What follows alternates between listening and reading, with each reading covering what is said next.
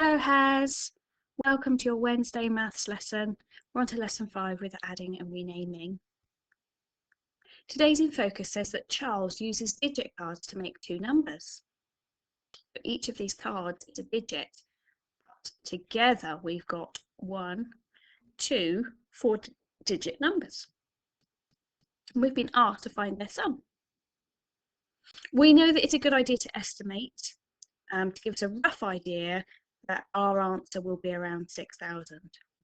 We've done lots of rounding, so we can see that in 4,256, 200 that gives us the clue.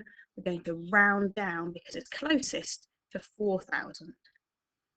In 1,987, the 900 tells us this number is closest to 2,000. We're going to round up.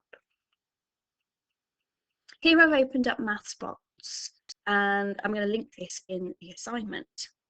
So I have created 4,200 and, oh, that looked like 46. I need 56. And then I need 1,000, 900s, 5, 6, 7, 8, and one more. And I can rearrange those to reflect, I can count them in 2s or to show the 5 and the 4. It gives me a good idea of how many more hundreds I would need to rename as 1,000. So 1,980 is 8 tens, 1, 2, 3, 4, 5, 6, 7, 8. Ones. 3, 4, 5, 6. Okay.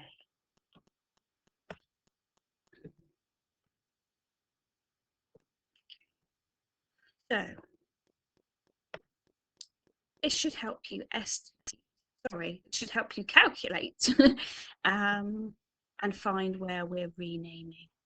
So you can see together that they've put 6 ones, add 7 ones equals 13 ones. We know that 7 and 3 are best friends. When they're put together, they're going to make the next. Okay, and if we click on these correctly, it will group them. There we go. 1 extra 10. We're still left with 3 1. We can do that column by column, following through with the Let's Learn. And when we write it down, we've talked about how Maths No Problem puts these red 110, 100 above our calculation, and we've practiced using them underneath, but you can do either. Your grown-ups might do something slightly different. So the Let's Learn will walk you through the in focus problem, and then you can represent it in other ways if you wish. You can have a little explore on Mathsbox and see if you can represent it as a bar model. And then you can have a look at our guided practice. Okay. Again, we're being asked to find the sum. 764. I wonder what that is rounded to the nearest 100. 5,836. I wonder what that is rounded to the nearest 1,000. Have we got a rough idea, an estimate of what our answer will be, what our total will be? Work through the guided practice, and remember, for that part, you're still talking to somebody and sharing your ideas. Have a quick little look at the worksheet while we're here.